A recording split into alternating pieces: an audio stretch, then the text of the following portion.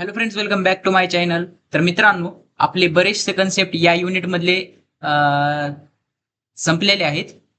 तर यामध्ये आपण linear, non linear data structure बघितला, primitive, non primitive data structure बघितले. त्यानंतर या युनिटचे इंट्रोडक्शन टू डाटा स्ट्रक्चर या युनिटचे सर्व concept, need of data structure बघितले आपण, डेफिनेशन बघितली डाटा स्ट्रक्चरची. पुन्हा हे सर्व कन्सेप्ट आपण घेतलेले आहेत. ट्रायव्हर्सिंग, इन्सर्शन, डिलिशन हे सर्व ऑपरेशन्स बघितलेत आपण. तर मित्रांनो, आता या युनिटच्या आधी मी तुम्हाला आणखीन एक टॉपिक घेण्यासाठी आज हा व्हिडिओ रेकॉर्ड केलेला आहे. तर या व्हिडिओमध्ये आपण काय करणार आहोत, टाइम कॉम्प्लेक्सिटी आणि स्पेस कॉम्प्लेक्सिटी हे दोन अल्गोरिथमचे प्रकार आहेत. तर स्पेस कॉम्प्लेक्सिटी हे अल्गोरिथमचे दोन्ही हे आहेत.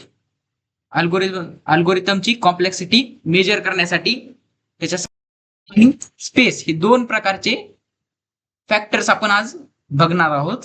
तर मित्रांनो, टाइम कॉम्प्लेक्सिटी काय राहते आणि स्पेस कॉम्प्लेक्सिटी काय राहते. डिग्रीच्या सुद्धा पोरांना मित्रांनो टाइम कॉम्प्लेक्सिटी आणि स्पेस कॉम्प्लेक्सिटी हे आहे आणि त्यांना ही कन्सेप्ट खूप अवघड वाटतो. तर हे कन्सेप्ट कामून अवघड वाटतो आणि तसा हा कन्सेप्ट तर खूप इम्पॉर्टंट आहे. तर ते टाइम कॉम्प्लेक्सिटी म्हणजे काय राहतं, स्पेस कॉम्प्लेक्सिटी म्हणजे काय राहतं, हे एक्झाम मध्ये तुम्हाला 4-4 मार्काला येऊ शकतो प्रश्न. तरी बघूया आपण याबद्दलची डिटेल चर्चा आजच्या या लेक्चर मधून करूया. तर बघा, time complexity of a program or algorithm, एक तर प्रोग्रामची किंवा अल्गोरिथमची time complexity is the amount of computer time that it need to run completion. म्हणजे एक प्रोग्राम किंवा अल्गोरिथम कंप्लीट व्हायला जेवढा टाइम लागतो त्या टाइमलाच टाइम कॉम्प्लेक्सिटी असं म्हटलं जातं मित्रांनो. कंप्लीट व्हायला कम्प्लिशनसाठी म्हणजे त्याला रन होण्यासाठी, त्याला एक्झिक्यूट होण्यासाठी. आता मित्रांनो, एक प्रोग्राम आहे, सपोज हा प्रोग्राम आहे. याच्यामध्ये काय केलेलं आहे आपण, इंट मेन फंक्शन मध्ये काय केलेलं आहे आपण, इंट. हे प्रोग्राम मित्रांनो, हे प्रोग्राम आहे असं समजू नका, हे फक्त एक्झाम्पल थ्रू मी समजून सांगत आहे. तशी तर मी प्रोग्राम असे घेत नाही, डायरेक्ट एक्सप्लेन करून घेत नाही. मी डायरेक्ट टाईप करून दाखवतो तुम्हाला प्रोग्राम. असे प्रोग्राम मी एक्सप्लेन करून सांगत नाही कधीच. तर हे फक्त प्रोग्राम का म्हणून एक्सप्लेन करत आहे, कारण की हे एक्झाम्पल मध्ये तुम्हाला प्रोग्राम आहे म्हणून एक्झाम्पल देताना हे प्रोग्राम द्यायचा आहे तुम्हाला. आणि सोपा प्रोग्राम आहे. तसं तर इंटिजर नावाचा डाटा टाईप आहे, त्याचे व्हेरिएबल्स क्रिएट केले आपण, ए आणि बी आणि मॅक्स, हे टोटल 3 व्हेरिएबल डिक्लेअर केले आपण.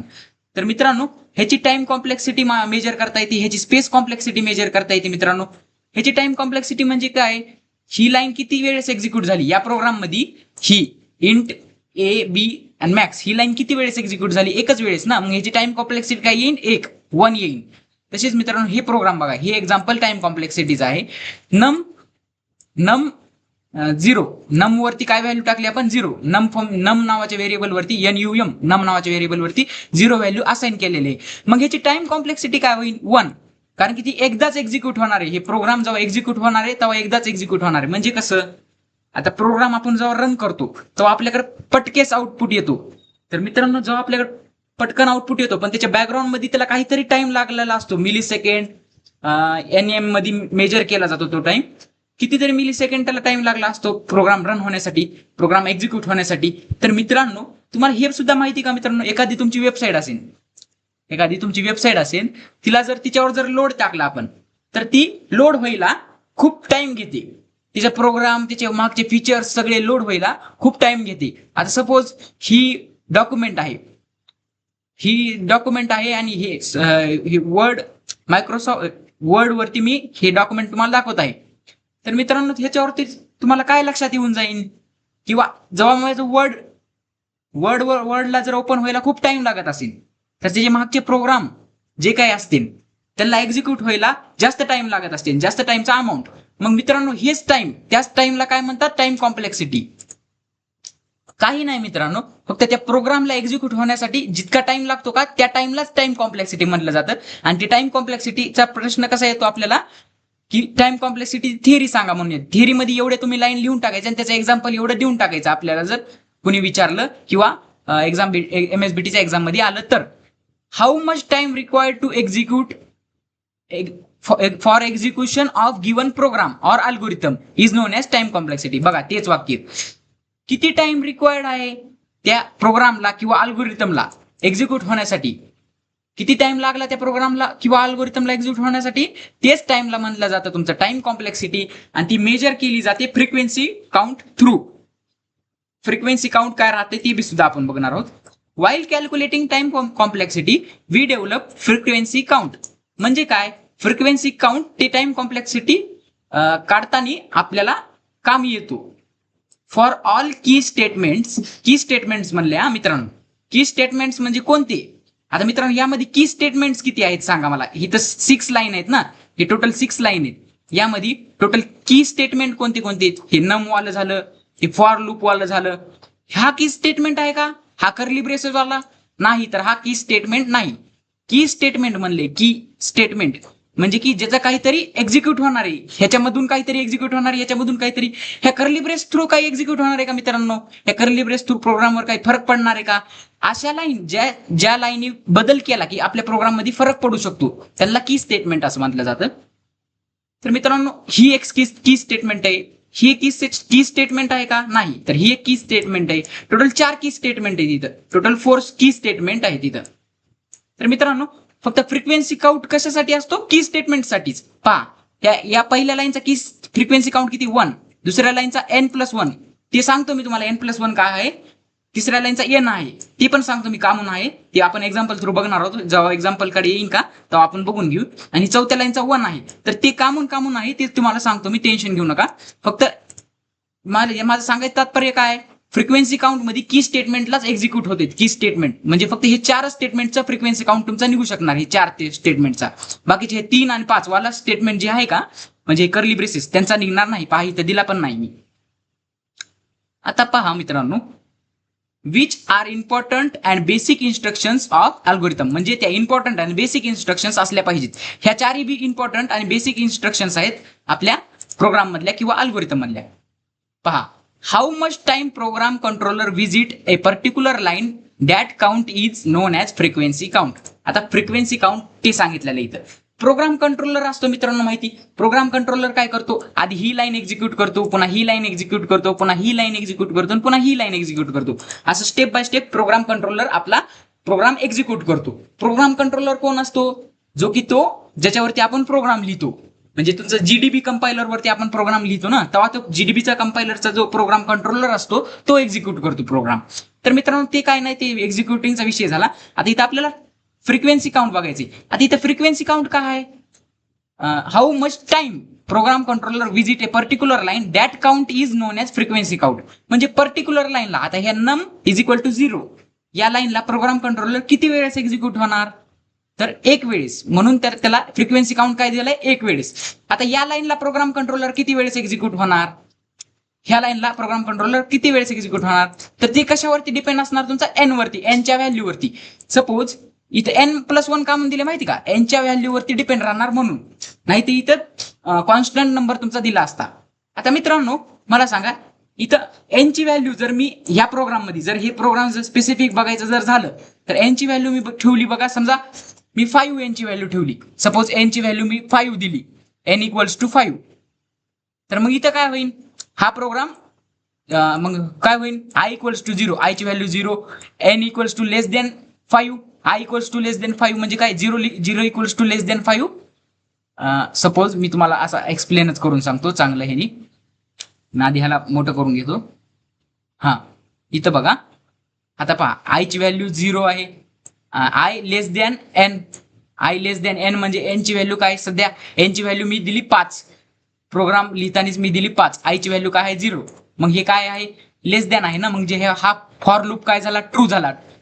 लूप ट्रू झाल्यावर ह्याच्या मधलं जे काही असेल ते एक्झिक्यूट होते. म्हणजे हे num is equal to num plus I execute होणार. मग num is equal to num plus I काय राहणार, नम काय आहे सध्याला 0 प्लस आय, आय काय आहे सध्याला 0 इक्वल्स टू नम, म्हणजे नमची व्हॅल्यू ती राहणार NUM नम. तर मित्रांनो इथं हे एक्झाम्पल मध्ये जरा मिस्टेक झाली असेल, इथं n करा, नम करा. तर पहा मित्रांनो, हे तुम्हाला समजलं. जोपर्यंत हा प्रोग्राम एक्झिक्यूट होत आहे, जोपर्यंत ही कंडिशन फॉल्स होत नाही, ही condition i less than n वाली, ही आता i ची व्हॅल्यू परत इन्क्रीज होणार. ही एक्झिक्यूट झाल्यावर, ही लाईन एक्झिक्यूट झाल्या, i ची व्हॅल्यू इन्क्रीज होणार. i ची व्हॅल्यू काय होणार पुन्हा, आयची व्हॅल्यू काय होणार, पुन्हा 1 होणार. आता 0 आहे ना, आय प्लस प्लस झाल्यावर आयची व्हॅल्यू 1 होणार. मग 1 लेस दॅन 5, 1 लेस दॅन 5 ही कंडिशन काय राहणार, ही पण ट्रू राहणार. मग ट्रू राहिलं हे परत एक्झिक्यूट होणार. म्हणजे आता सध्या आयची व्हॅल्यू काय 1, 1 प्लस नमची व्हॅल्यू काय 0. मग ती 1 प्लस 0 1, टोटल नमची व्हॅल्यू आता सध्या काय NUM, नमची व्हॅल्यू 1 होईल. अशी कव्हर होणार जवळ की ही कंडिशन फॉल्स होत नाही तोवर. कोणती कंडिशन, ही कंडिशन फॉल्स होत नाही तोवर. मग मित्रांनो, ही कंडिशन या स्टेटमेंटला आपला प्रोग्राम कंट्रोलर किती वेळेस एक्झिक्यूट करणार आहे, किती वेळेस त्या लाईनवर येणार आहे, तर ते तुम्हाला एक एक्झाम्पल थ्रू समजून सांगतो मी. आता पहा मित्रांनो, हे खाली पहा. आता तिथं आयचा जो प्रोग्राम होता, आता इथे एक मी हे करतो, याला काय करतो, एक साईडला घेतो, याला एका साईडला घेतो मी कंडिशनच्या पॅनलला. आता पहा, इथे एक साईडला घेतो मी कंडिशनच्या पॅनलला, बघतो, नाहीतर जाऊ द्या, ते तुम्हाला खालचं एक्झाम्पल ते आधी समजून सांगतो आणि पुन्हा वरल्याकडे येतो मी. आता इथं पहा, आयची व्हॅल्यू किती वेळेस एक्झिक्यूट होणार, म्हणून त्याला n+1, इथे n+1 का दिले तुम्हाला सांगतो. त्या स्टेटमेंटला n+1 असं वर फ्रिक्वेन्सी काउंट काय होता, ह्याचा फ्रिक्वेन्सी काउंट काय होता n+1. आता n+1 काय आहे सांगतो मी. n ची व्हॅल्यू काय 5 + 1 6, n ची व्हॅल्यू काय दिली आपण 5 दिली, +1 6, म्हणजे तिथं टोटल फ्रिक्वेन्सी काउंट किती होईल 6. पहा 6 फ्रिक्वेन्सी काउंट होते का, त्या पर्टिक्युलर लाईनला प्रोग्राम कंट्रोलर 6 वेळेस एक्झिक्यूट करते का, 6 वेळेस एक्झिक्यूट करते का बघा. म्हणजे आयची व्हॅल्यू जेव्हा 0 होती तेव्हा पुन्हा ते प्रोग्राम कंट्रोलर एक्झिक्यूट करणार. आयची व्हॅल्यू पुन्हा वाढून 1 होणार, तेव्हा प्रोग्राम कंट्रोलर एक्झिक्यूट करणार. आयची व्हॅल्यू पुन्हा वाढवून 2 होणार, पुन्हा तेव्हा प्रोग्राम कंट्रोलर एक्झिक्यूट करणार. आयची व्हॅल्यू पुन्हा वाढून 3 होणार, तेव्हा एक्झिक्यूट करणार. पुन्हा 4 झाली की पुन्हा एक्झिक्यूट करणार, आणि पुन्हा 5 झाली की पुन्हा बंद करणार एक्झिक्युशन. मग किती वेळेस टोटल काउंट होईल इथं 6 वेळेस. हे पहा 1 to 6 टोटल 6 वेळेस इथं फ्रिक्वेन्सी काउंट होत आहे मित्रांनो. फ्रिक्वेन्सी काउंट म्हणजे काय, प्रोग्राम कंट्रोलर त्या लाईनला किती वेळेस एक्झिक्यूट करतोय, त्याला फ्रिक्वेन्सी काउंट असं म्हटलं जातं मित्रांनो. या फॉर लूप मध्ये ही सगळी प्रोसिजर होणार आहे. ही आहे का, ही सर्व प्रोसिजर कुठं होणार आहे, फॉर लूप मध्ये तुमच्या. मग फॉर लूप मध्येच किती वेळेस एक्झिक्यूट करत आहे, 6 वेळेस. मग n ची जर व्हॅल्यू आपण 5 ठरविली तर n+1 का दिला आपण तिथं, हे तुम्हाला समजलं का. n ची जर व्हॅल्यू आपण 5 ठरवली, इथं n ची जर व्हॅल्यू 5 ठरवली तर मग 5 + 1 6 टोटल प्रोग्राम कंट्रोलर किती वेळेस एक्झिक्यूट होत आहे त्या लाईनीला 6 वेळेस. इथं दाखविलं मी तुम्हाला कुठं कुठं एक्झिक्यूट होत आहे. आणि एकदा आयची व्हॅल्यू 0 असताना एक्झिक्यूट होत आहे, आयची व्हॅल्यू 1 2 3 4 5 टोटल 5 वेळ आयची व्हॅल्यू 5ला 5 कंडिशन होऊस तर एक्झिक्यूट होत आहे. आणि टोटल किती झाले मग ही फ्रिक्वेन्सी काउंट 6 झाली, हे सर्व 6 झाले फ्रिक्वेन्सी काउंट. पहा इथं फ्रिक्वेन्सी काउंट काय येईल, त्या लाईनचा 6 येईल. 6 कसं आयची व्हॅल्यू n ची व्हॅल्यूवर डिपेंड राहील ती. सपोज मी n ची व्हॅल्यू 10 घेतली तर इथं फ्रिक्वेन्सी काउंट किती येईल, 10 + 1 11, फ्रिक्वेन्सी काउंट 11 होईल. म्हणजे इथं n ची व्हॅल्यू जर 10 घेतली तर मग बाकीच्या आयची व्हॅल्यू कवर प्लस करत लावावं लागेल जर किती कंडिशन फॉल्स होत नाही तर. मग इथं कशावरती डिपेंड आहे आयची व्हॅल्यू, कशावरती डिपेंड आहे फ्रिक्वेन्सी काउंट, n वरती. म्हणून n+1 असं फ्रिक्वेन्सी काउंट मध्येच केलं आपण n+1, n वरती फ्रिक्वेन्सी काउंट डिपेंड आहे. म्हणजे तुमच्या या n ची व्हॅल्यू वरती फ्रिक्वेन्सी काउंट डिपेंड आहे. n ची व्हॅल्यू युजर काही पण ठेवू शकतो, म्हणून त्याचा फ्रिक्वेन्सी काउंट त्याच्यावरती डिपेंड आहे. आता या लाईनला साठी एक्झिक्यूट करण्यासाठी प्रोग्राम कंट्रोलर किती वेळेस या लाईनला एक्झिक्यूट करेन, तर 6 वेळेस एक्झिक्यूट करेन. कारण का म्हणून 5 वेळेस इथं 5 व्हॅल्यू दिली की मग 5ला 5 कंडिशन ट्रू असताना एक्झिक्यूट करणार म्हणजे 5 वेळेस, आणि एकदा परत एक्झिक्यूट करणार. कारण का या लाईनला परत एकदा एक्झिक्यूट करणार, कारण का आयची व्हॅल्यू प्लस करीत 6 झाली. सपोज 5 लेस दॅन 5 ही कंडिशन फॉल्स झाली, मग परत आयची व्हॅल्यू ट्रू झाली, परत काय करणार, ही कंडिशन जर ट्रू झाली की हे एक्झिक्यूट करणार, परत I++ करणार, मग आयची व्हॅल्यू काय होणार 6 एक्झिक्यूट झाली. म्हणजे ही लाईन एक्झिक्यूट होत आहे ना, I++ झाला म्हणल्यावर इथं ही लाईन एक्झिक्यूटच होत नाही ना. 6 लेस दॅन I, मग आयची व्हॅल्यू काय दिली ती आपण 5. मग आणि आयची व्हॅल्यू सध्या n ची व्हॅल्यू आपण 5 दिली ती, आणि आयची व्हॅल्यू सध्या काय होती 6 प्लस केल्या. मग ही कंडिशन ट्रू होत आहे का फॉल्स होत आहे, कंडिशन फॉल्स होत आहे. मग हे लूप एक्झिक्यूट होणार नाही, मग डायरेक्ट प्रिंट एफ करून तुमचं आउटपुट तुमच्या स्क्रीनवरती येऊन जाईल. तर मित्रांनो मग ही स्टेटमेंट किती वेळेस एक्झिक्यूट होत आहे मला सांगा. हा तर एकाच वेळेस एक्झिक्यूट झाला ना. हा ह्याचं काम करून एकाच वेळेस एक्झिक्यूट केला म्हणून ह्याचा फ्रिक्वेन्सी काउंट 1 आला. हा पण एकदाच एक्झिक्यूट करणार आहे ना, प्रिंट एफ करून एकदाच व्हॅल्यू टाकणार आहे म्हणून ह्याचा पण फ्रिक्वेन्सी काउंट 1 येईल. तुम्हाला समजत आहे का मी काय सांगायचं तात्पर्य करत आहे, मी काय सांगायचा प्रयत्न करत आहे तुम्हाला. या लाईनला प्रोग्राम कंट्रोलर किती वेळेस एक्झिक्यूट करेन, 5 वेळेस एक्झिक्यूट करणार. आणि +1 का म्हणून दिले, परत एकदा एक्झिक्यूट करा येणार, कारण की 5 वेळेस कंडिशन ट्रू असताना एक्झिक्यूट करेन आणि एका वेळेस कंडिशन फॉल्स असताना एक्झिक्यूट करेन. हे तुम्हाला समजलं. म्हणजे टोटल आय ची व्हॅल्यूवर डिपेंड राहणार. आय ची व्हॅल्यू जर मी 6 ठेवलं तर 6 + 1 7. तुमचा फ्रिक्वेन्सी काउंट इथं 7 येते. आता इथं आय ची व्हॅल्यू मी 5 ठेवली, इथं फ्रिक्वेन्सी काउंट किती येईल, 5 + 1 6 असा फ्रिक्वेन्सी काउंट तुमचा येईल. 5 + 1 6. पहा हे काय की स्टेटमेंट नाही ना, मग ह्याला काय येणार आहे का फ्रिक्वेन्सी काउंट, तर काही नाही. तर ही लाईन किती वेळेस एक्झिक्यूट होत आहे मित्रांनो. ही I + 1 का म्हणून केलं इथं माहिती का, एक कंडिशन फॉल्स साठी बघण्यासाठी. एक कंडिशन तुमची फॉल्स असल्यावर फॉल्स असल्यावर परत एकदा एक्झिक्यूट होते ना, फॉल्स साठी एकदा चेक करा येते ना आपला फॉर लूप मध्ये. तर म्हणून I + 1 केले. आणि इथं nच का केले आपण, कारण की ही जवळ ही कंडिशन ट्रू राहीन तवरच हे एक्झिक्यूट होणार. म्हणजे ही कवर कंडिशन ट्रू राहीन जवळ 5 ची व्हॅल्यू फॉल्स होत नाही तवर. मग सॉरी n ची व्हॅल्यू फॉल्स होत नाही तवर. मग n ची व्हॅल्यू कशावरती डिपेंड आहे, जी की युजर देईन ती. म्हणून इथे n दिलेलं आहे आपण. युजरनी सपोज n दिली, n. मग n ची व्हॅल्यू जवळ फॉल्स होत नाही तवर तो एक्झिक्यूट होणार. मग n ची व्हॅल्यू 5 दिली, मग n ची व्हॅल्यू 5 एलिमेंट 5दा ही लाईन एक्झिक्यूट होऊस तर फॉल्स होणार नाही. 5दा ही लाईन एक्झिक्यूट होणार. म्हणजे n ची लाईन म्हणजे ह्या n ची व्हॅल्यू काय येईल, 5. सपोज n ची व्हॅल्यू मी दिली 5. आता इथं काय होत आहे मला सांगा मित्रांनो, ही 6दा एक्झिक्यूट होणार. कसं काय, 5 वेळेस तर एक्झिक्यूट होणार, कारण का 5 वेळेस ती ट्रू राहणार तेव्हा एक्झिक्यूट होणार. मग 5 वेळेस ट्रू राहिल्यावर हे पण एक्झिक्यूट करणार. मग हे किती वेळेस एक्झिक्यूट करणार, ही लाईन 5 वेळेस एक्झिक्यूट करणार. म्हणजे इथे n ची व्हॅल्यू किती येईल, 5. हे कशावरती डिपेंड राहील, n वरती डिपेंड राहील म्हणून इथे n लिहिलेलं आहे. आणि इथं सुद्धा n + 1 वरती डिपेंड राहील म्हणून n लिहिलेलं आहे. हे तुम्हाला समजत आहे का म्हणून तिथे n लिहिलेलं आहे. मग n ची व्हॅल्यू 5 ठेवली, मग हे किती वेळेस एक्झिक्यूट होईल, 5 वेळेस. म्हणून इथे 5 दिला. आता ह्याचा फ्रिक्वेन्सी काउंट काय आला, या लाईनचा 5 आला, पुन्हा या लाईनचा, चौथ्या लाईनचा. आता मला सांगा मित्रांनो, या लाईनचा फ्रिक्वेन्सी काउंट काय आला, 5 + 1. 5 + 1 का म्हणून, कारण की 5 वेळेस तर ही ट्रू असताना एक्झिक्यूट होणार आणि परत I ++ 1 होऊन एकदा फॉल्स असताना सुद्धा एक्झिक्यूट होणार. एकदा ही कंडिशन फॉल्स असताना सुद्धा एक्झिक्यूट होणार. म्हणजे काय, फॉल्स आहे कळालं, इथंच तुम्हाला कळणार ना हे फॉल्स आहे. मग इथून तुम्ही डायरेक्ट इथं येता, मग हे एक्झिक्यूट करणारच नाही. म्हणजे मग हे किती वेळेस एक्झिक्यूट होणार, या चौथी लाईन 5 वेळेसच. बाकीचे हे सगळं वरचं किती वेळेस एक्झिक्यूट होणार, n + 1 टोटल 6. याचा फ्रिक्वेन्सी काउंट काय येईल, 6. मग टोटल फ्रिक्वेन्सी काउंट काय आला, हे 1 + हे 6 7. हे 1 आणि 1 पुन्हा धरा, हे किती झालं, हे आणि हे किती झाले, 11. हे तुमचं 12 आणि हे 13. टोटल 13 फ्रिक्वेन्सी काउंट येईल तुमचा. याच्यात जर बघायचं जर झालं तर टोटल जर काउंट केलं तर फ्रिक्वेन्सी काउंट हे सगळ्यांचा टोटल. यांच्या जागी यांची व्हॅल्यू ठेवायची. यांची व्हॅल्यू काय, 5 ठेवून त्यांचा फ्रिक्वेन्सी काउंट करायचा. हे तुम्हाला समजलं. आता ही खालची लाईन बघून घ्या. So the time complexity is 2n + 3. आता हे काय सांगितलं इथं, 2n + 3. हे काय सांगितले ते पहा. या सगळ्यांचं ऍडिशन 2n + 3 कसं येते.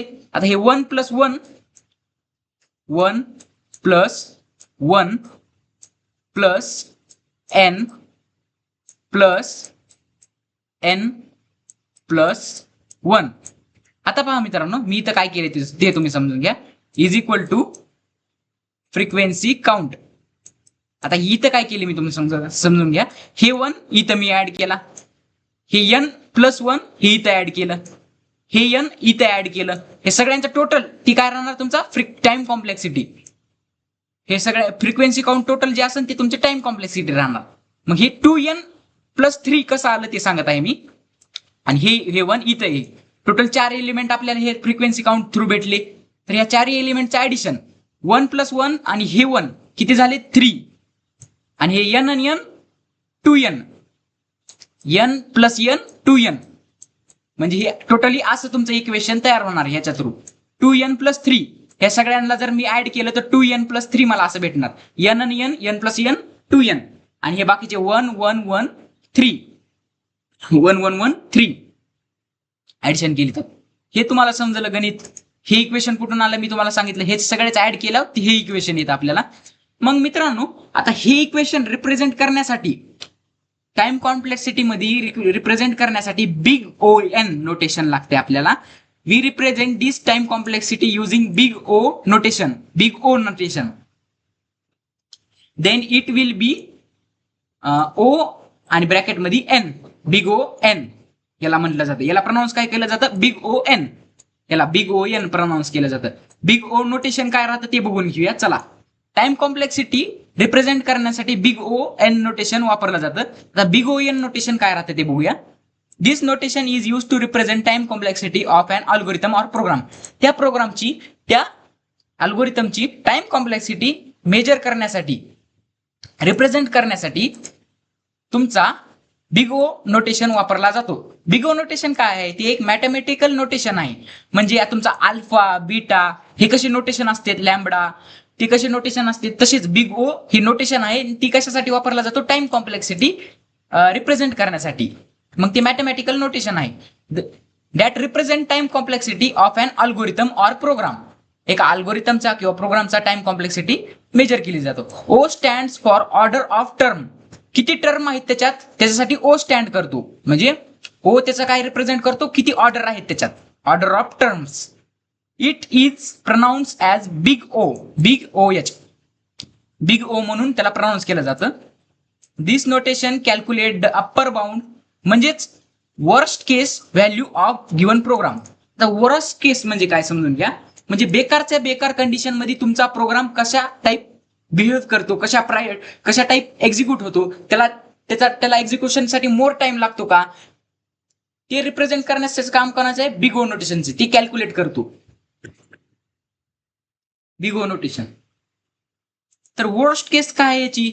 आता समजा तुमचा रिझल्ट लागला तर तुमची वेबसाईट, एमएसबीटीची वेबसाईट, ती त्याच्यावरती खूप लोड येतो. मग ते वेबसाईट लोड व्हायला बी लोड घेते, खूप लोड घेते रिझल्टच्या दिवशी एमएसबीटीची रिझल्टची वेबसाईट. तर मित्रांनो तेव्हा त्याची टाइम कॉम्प्लेक्सिटी खूप हाय असेल. खूप हाय म्हणजे काय? त्याला टाइम खूप जास्त लागत असेल एक्झिक्यूट होण्यासाठी. तर मित्रांनो हे तुम्हाला समजायला ते बिग ओ नोटेशन कॅल्क्युलेट काय करतो? वर्स्ट केस मध्ये, म्हणजे तुमच्या रिझल्टच्या दिवशी एकदम तुमचा वर्स्ट केस का म्हणून म्हणलं जातं त्या वेबसाईटला रिझल्टच्या दिवशी? कारण की त्याच्या दिवशीच त्याची खरी तपासणी होती. कारण की ती एवढ्या लोड मध्ये किंवा तेवढ्या कॅपॅसिटी मध्ये ती वेबसाईट वर्क होती का नाही हे सगळं कॅल्क्युलेट करायचं काम कोणाचं असते? बिग ओ नोटेशनचं. अप्पर बाउंड म्हणजेच worst case value of the function. कळलं का? Also in big O notation we ignore constant. आता पहा मित्रांनो, आता आपल्याला इक्वेशन तर हे भेटले, पण त्याला रिप्रेझेंट करताना आपण बिग ओ एन नुसतं एनच का रिप्रेझेंट करतोय? हे 2n+3 का नाही? तर एनच का रिप्रेझेंट करतोय आपण त्याला, ते समजून घ्या. आता इथं मी ह्या लाईनीमध्ये काय सांगितलं तुम्हाला, खाल्ल्या लाईनीमध्ये also big O notation we ignore constant. कॉन्स्टंटला इग्नोर करतो बिग ओ नोटेशन. आता मित्रांनो या इक्वेशन मध्ये मला सांगा कॉन्स्टंट कोणकोणते आहेत? 2 आणि 3 हे कॉन्स्टंट आहेत आणि हे एन काय आहे? तुमचा व्हेरिएबल आहे. मग कॉन्स्टंटला इग्नोर करून त्याच्यामध्ये जे काय आहे ते बिग ओ नोटेशन मध्ये टाकून देतो. आता इथं कॉन्स्टंटला इग्नोर करणार आहे, 2 ला 3 ला इग्नोर केलं सपोज, तर मग बिग ओ नोटेशन मध्ये काय येईल? फक्त एन. त्याच्यामुळेच याला बिग ओ नोटेशन मध्ये फक्त इतकंच रिप्रेझेंटेशन केले. बिग ओ नोटेशन काय करतो? कॉन्स्टंटला इग्नोर करतो. 2 आणि 3 इथं इग्नोर होणार आणि मग फक्त ब्रॅकेट मध्ये बिग ओ नोटेशन एन असं रिप्रेझेंट होऊन येणार.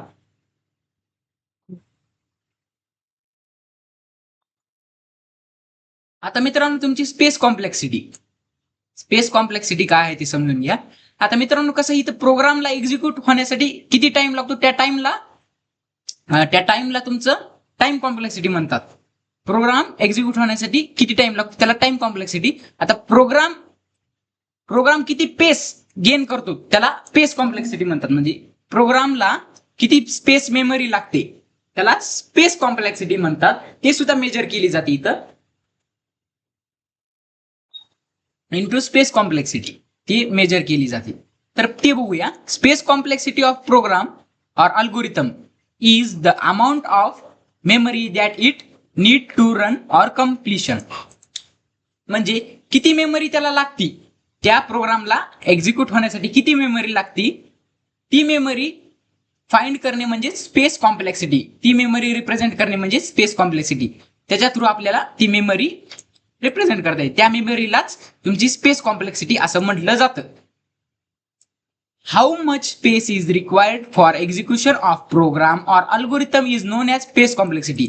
ते स्पेस, किती स्पेस त्याला रिक्वायर्ड आहे, त्या स्पेसलाच त्या प्रोग्रामला एक्झिक्यूट होण्यासाठी किती स्पेस रिक्वायर्ड आहे, त्या स्पेसला स्पेस कॉम्प्लेक्सिटी असं म्हटलं जातं. Space complexity consist of 2 part. 2 part मध्ये त्याचं डिवाइड आहे. आता स्पेस कॉम्प्लेक्सिटीचा फॉर्म्युला जर सांगायचं जर झालं, space complexity is equal to fix part space आणि प्लस व्हेरिएबल पार्ट स्पेस. म्हणजे काय, फिक्स पार्ट स्पेस आणि व्हेरिएबल पार्ट स्पेस. आता इथं फिक्स पार्ट स्पेस मध्ये कोणते कोणते येते, तुमचे व्हेरिएबल्स जे काही ए बी सी असे जे काही तुमचे फिक्स डिक्लेअर केले जातात त्याला फिक्स, ते काय करतात, तुमची फिक्स स्पेस तुमची सांगतात किती फिक्स मेमरी तुम्हाला लागेल. आणि मित्रांनो व्हेरिएबल स्पेस मध्ये कोणते कोणते येतात, ॲरे झालं, स्ट्रक्चर झालं, त्यांना ॲरेची व्हॅल्यू आपण किती पण ॲरेमध्ये किती पण एलिमेंट स्टोअर करू शकतो ना. मग मित्रांनो ह्याच्यामध्ये फिक्स व्हॅल्यू नसती. व्हेरिएबल स्पेस म्हणजे त्या व्हेरिएबल वर डिपेंड राहणार ती. म्हणजे इथं जर आपण ॲरे डिक्लेअर केला ए ऑफ 100, तर ए ऑफ एन आणि एन ची व्हॅल्यू आपण किती पण देऊ शकतो. मग ते ए ऑफ एन वरती डिपेंड राहील ना, म्हणजे व्हेरिएबल वरती डिपेंड राहील, या एन वरती, या ॲरेची व्हॅल्यू या एन वरती डिपेंड राहील. मग तिथं व्हेरिएबल पार्ट स्पेस येणार. आणि फिक्स पार्ट स्पेस म्हणजे हे ए बी सी, आपण जे आता ए ला किती इंटिजर ए जर असेल तर याला 2 बाईट लागते, याला बी 2 बाईट, पण याला किती बाईट लागेल ती सांगता येईल का, नाही. म्हणजे याला किती मेमरी लागेल ती सांगता येईल का, नाही. कारण की एनची व्हॅल्यू किती पण असू शकते, 100 1000 किती पण असू शकते एनची व्हॅल्यू. एनच्या व्हॅल्यू थ्रू ते म्हणजे एनची व्हॅल्यूवर डिपेंड राहणार कोणता हा इंटिजर, हा ॲरेज आहे का तुमचा, एनच्या व्हॅल्यूवर डिपेंड राहणार. म्हणून त्याला व्हेरिएबल स्पेस म्हणलेला आहे. ते तुम्हाला डिटेलमध्ये तुम्हाला सांगून देतो. आता वर त्याची थिअरी जर बघत असताना आपण सांगूया.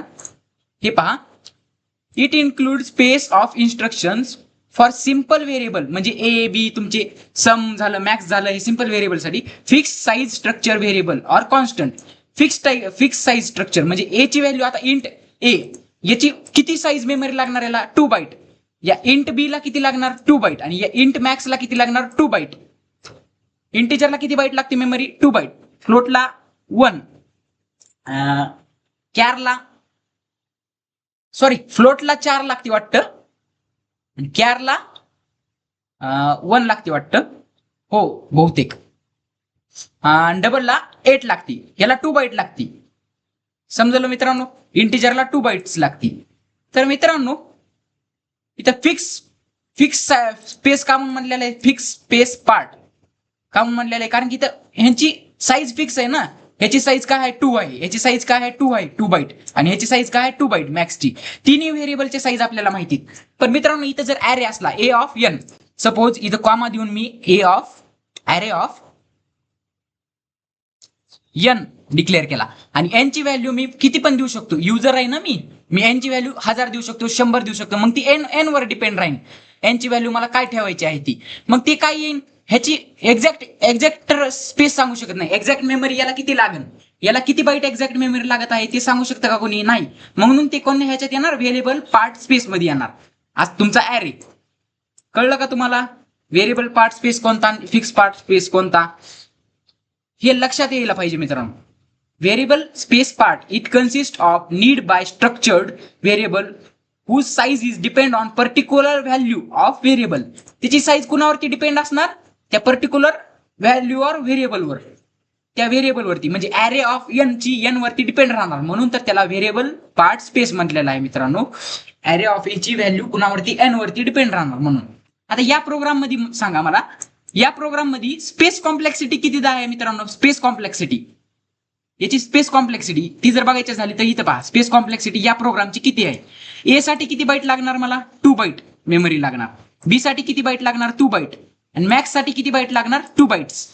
टोटल मला किती बाईट मेमरी लागणार, फिक्स पार्ट आणि व्हेरिएबल पार्ट 2 राहतात एका प्रोग्राम मध्ये. मग ह्याचा फॉर्म्युला आपल्याला माहिती, fix part space plus variable part space दोन्हीचं ऍडिशन करून आपली काय भेटन आपल्याला स्पेस कॉम्प्लेक्सिटी. तर मित्रांनो स्पेस कॉम्प्लेक्सिटी आता इथे फिक्स पार्ट स्पेस किती आहेत बघा, याच्यामध्ये फिक्स या प्रोग्राम मध्ये फिक्स पार्ट स्पेस किती आहेत, ए बी सी टोटल याची किती 2 बाईट, ह्याची 2 बाईट, ह्याची 2 byte, total 6 byte, total 6 byte तुमची फिक्स पार्ट स्पेस असणार आहे. आणि व्हेरिएबल पार्ट स्पेस आहे का या प्रोग्राम मध्ये, या प्रोग्राम मध्ये कुठे ऍरे दिसते का किंवा कोणती व्हॅल्यू कोणत्यावर डिपेंड दिसते का, म्हणजे जसं की व्हॅल्यू फिक्स मेमरी त्याची सांगता येऊ शकत नाही, व्हॅल्यूवरती डिपेंड राहील एखाद्या, तर नाही कोणतीच तशी नाही, सगळ्या डिपेंड नाही, सगळ्या काय आहेत आधीच ठरविलेल्या आहेत, ह्याची इंट मध्ये राहणार, याची इंट मध्ये राहणार, याची इंट मध्ये राहणार, 2 बाईट राहणार, म्हणजे फिक्स पार्ट स्पेसच राहील ह्याच्यात फक्त व्हेरिएबल पार्ट स्पेस नाही. जर ऍरे असता ह्याच्यात तर ह्याच्यात व्हेरिएबल पार्ट स्पेस आला असता. व्हेरिएबल पार्ट स्पेस किती 0 आहे, मग टोटल स्पेस कॉम्प्लेक्सिटी किती झाली, ह्याच्या दोन्हीचं ऍडिशन 0 + 6 टोटल 6 बाईट ह्याची स्पेस कॉम्प्लेक्सिटी झाली. हे पहा या प्रोग्रामची स्पेस कॉम्प्लेक्सिटी काढली. म्हणजे मित्रांनो याच्यामध्ये किती मेमरी लागत आहे या प्रोग्रामला, टोटल 6 बाईट मेमरी लागत आहे या प्रोग्रामला एक्झिक्यूट होण्यासाठी, टोटल 6 बाईट मेमरी लागत आहे. मग मित्रांनो याची स्पेस कॉम्प्लेक्सिटी टोटल 6 बाईट झाली, म्हणजे याला टोटल 6 बाईट मेमरी यूज होते.